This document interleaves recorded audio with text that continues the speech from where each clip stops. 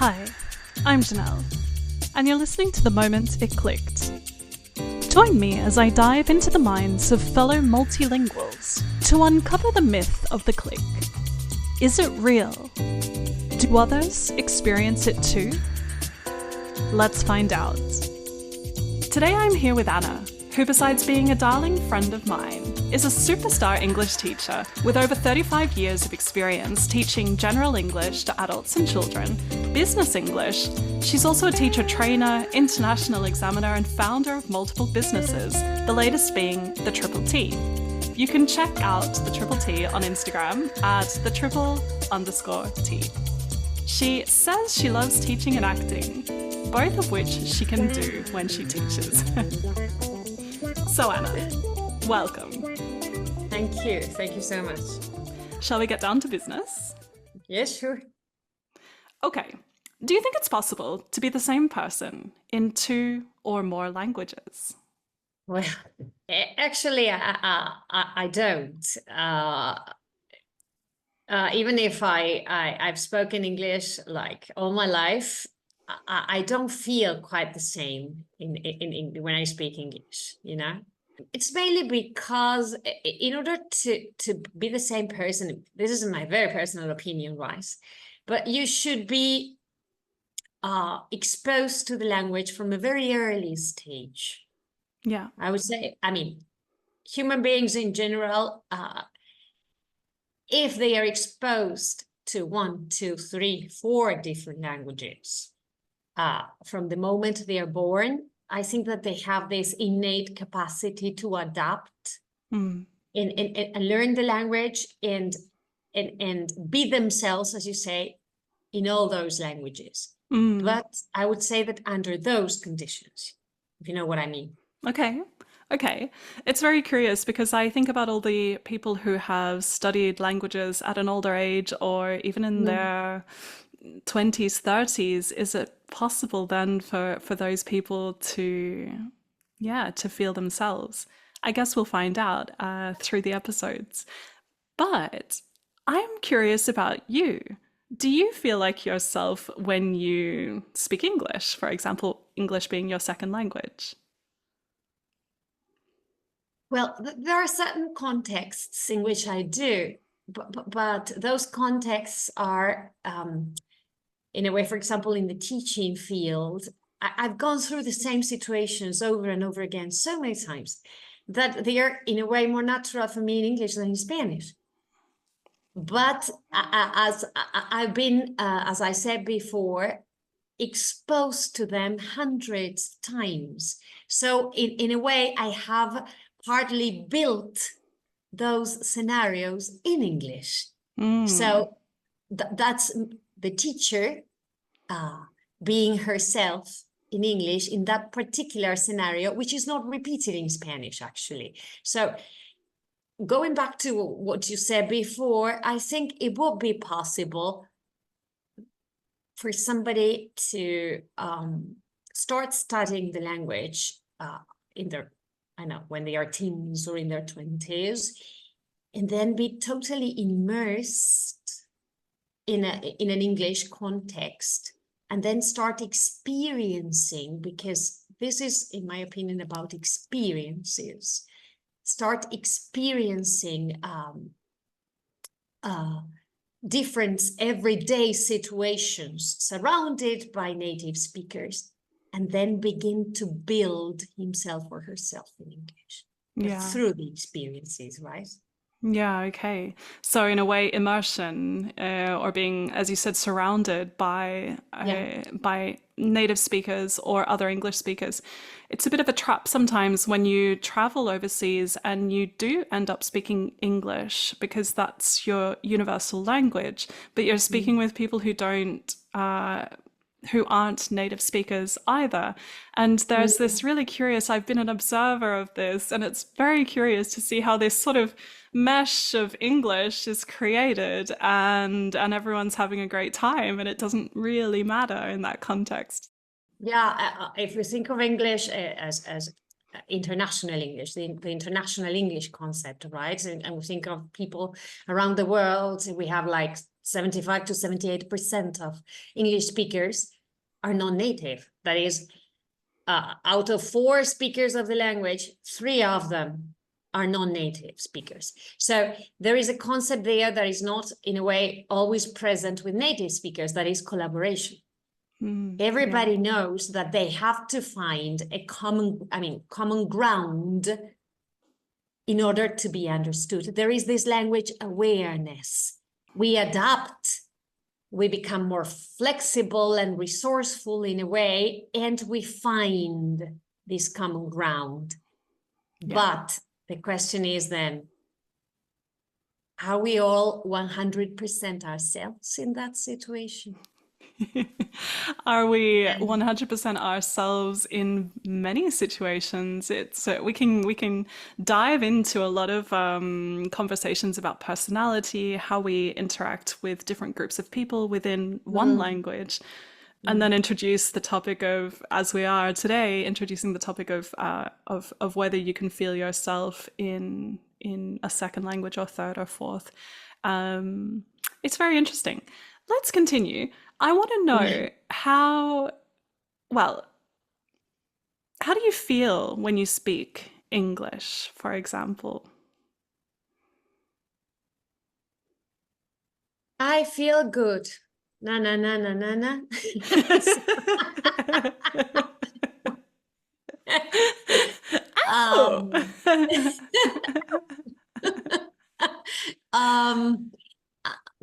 I feel okay.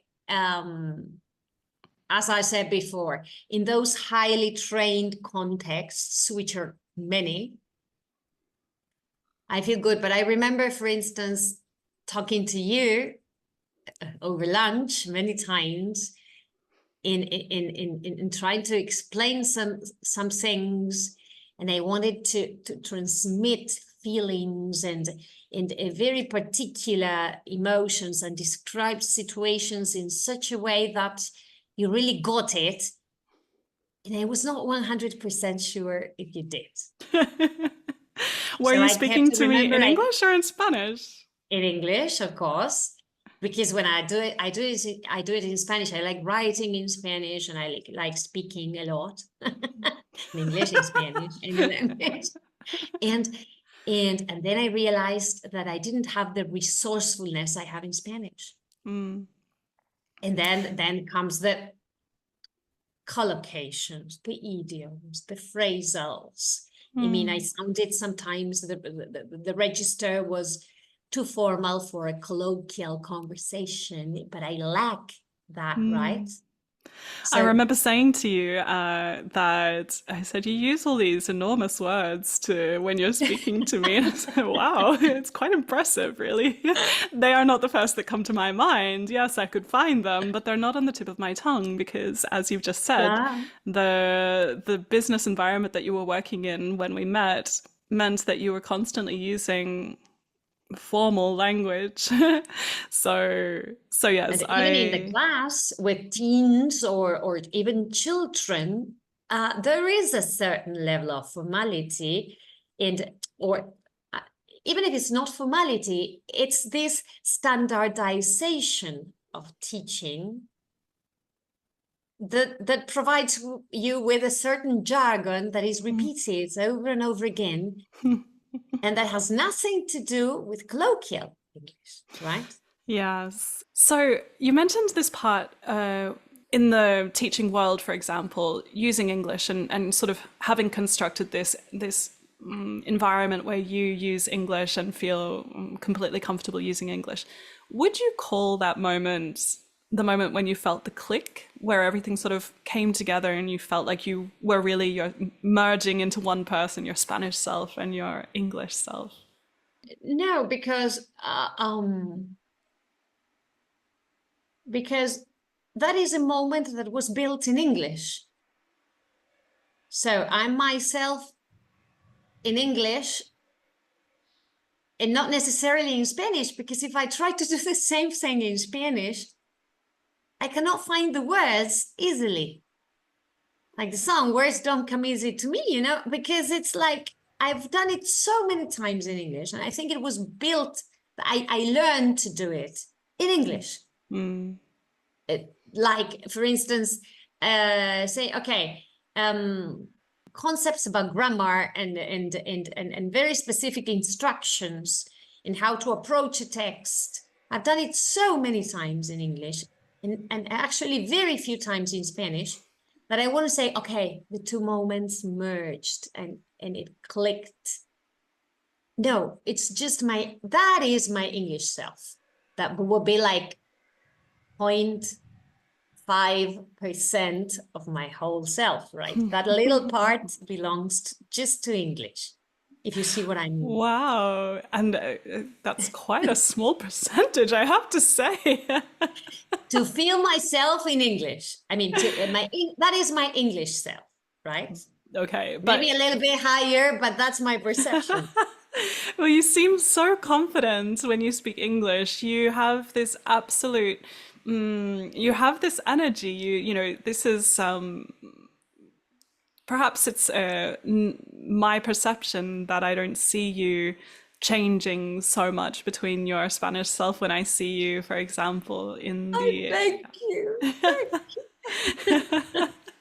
and so maybe it always comes down to perception. It's really interesting this question of the click. Yeah. So thank you. Changing topics. How would you describe, or how would you define, in fact, the word creative? What does it mean to be creative? well, I mean, the first thing that comes to my mind when you say creativity is energy. I mean, it's to innovate, to try new things, but also to expose yourself to your vulnerable side, right? Wow. I mean, in relation to languages, embracing your vulnerability and, I mean, just face the music, right? And try and enjoy it. That would be like perfect. But Yeah. those are all the ideas that come to my mind when you say creativity. Wow. Amazing. I really like that part that you said about sort of embracing your vulnerability. I hadn't associated creativity with courage before. Mm. And I think you've kind of unlocked something for me because I think, yeah, I hadn't really thought of that sort of emotional charge behind creativity. So thank you. I'm going to take that with me. That little nugget of wisdom. You might see it pop up on Instagram at some point on my Instagram page. I'll have to quote you. But no, it's really powerful. Thank you. So you sort of touched on thinking about creativity and also language. Do you think that speaking two or more languages makes you more creative? No, I don't think so. No, no, What? no, it just What do you makes mean? you. Why are you doing that to me? I mean, no, not necessarily creative. It's like English gives me the possibility to test creativity in another field. I'm very creative with words in Spanish, so maybe I say to myself, "Can I do this in English?" I don't think that it makes me more creative. So you're just a creative person and that shines through in any language, or it has the possibility of shining through in any language. Yeah, but with limitations in English Okay.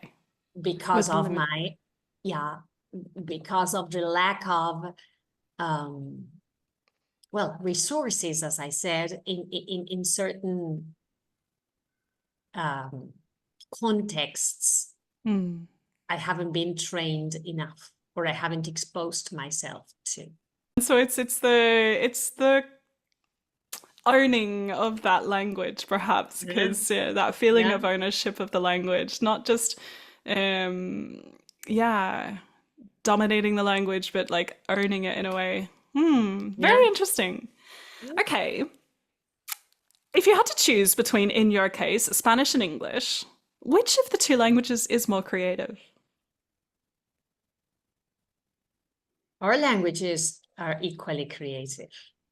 All languages have the capacity, and this is not something I say, this is something I've read about. All languages have equal, the same capacity to convey meaning if necessary. Yes. Whatever Yes. they want to convey, the language will provide for it. Then comes the subjectivity around languages. There is a book by Rosina Lippi Green, an article there called The Linguistic Facts of Life, that talks about the myths about language. I don't remember the words by heart, but she says something like, all languages have the same capacity of conveying meaning. It depends on what you want to say. And a very good example of that would be like Inuits have like 30 ways of calling white white. Why? Because they are surrounded by snow. Yeah. So they need to name it differently. So they create that to serve the purpose. It is quite creative, though, don't you think? It is quite absolutely. If you Languages say... are quite creative. You need it, fine. You get it, you have it, right? Yeah, I think it's a really interesting point, and I think the question is like sort of framed to be a little bit controversial. I want people to make a choice, and I want them to justify it. But what you've done is you've kind of gone even further, even deeper, and I think it's really important to for all of us to remember that all languages have the same capacity to be creative or to convey meaning. And if we are wanting to be creative, if we are wanting to convey creativity, then we can do that in any language. There are people who create all around the world. There is nothing stopping them. There's one more question. I'll give you a bit of a situation. Just say you were a business owner or a project creator, so that could be a personal project, you could be an artist, you could be an actor, and you can't yet talk about your project confidently in English. So what do you think would motivate you to transform it into English? Because you could be happily developing your project in your first language, in Spanish, for example. What would motivate you to look outside of Spanish? Maybe nothing, maybe everything. What would motivate you? Well, it depends on what type of project we are talking about and what you want to do with it. If you want to open up to the world, you know that the international language, like a lingua franca, is English. Yeah. So, and English opens doors, and if you want to expand your project, English is absolutely necessary, right? And you have to make sure that in that case, what you get in English is the same as what you have in Spanish. The importance of having somebody who understands what it is that you want to do, how you feel about it. So you have all the WH questions. What is it that you want to do? And then help you cross the bridge from Spanish to English, right? Yeah, interesting. To bridge the gap, right? Quite literally, yeah. Yeah, to bridge the gap. And hopefully as a part of that, is that person can actually feel like themselves in that second language, in English in this case, and to be able to help them along that journey. And so we go right back to the beginning. Is it possible to feel yourself in two different languages? I don't know if utopian, but well, I think it is possible, definitely. Amazing. Well, thank you so much for your time. Thank you for joining me and supporting my project. And we will be in touch. Yes, of course. I'm Janelle, and you've been listening to The Moment It Clicked. It's been a pleasure having you with us. If this episode inspired you, please subscribe, rate it, and leave a review. You can catch the latest episodes, bonus content, and apply to be a guest on the show at www.english-creative.com/podcast. There are so many door-opening opportunities when you are able to talk about your project in English. The question is, are you ready? Head over to www.english-creative.com for your free I'm Ready roadmap, your first step towards transforming your project into English. I can't wait to connect with you there. Until next time, keep exploring, stay curious, and let your creativity shine in every language.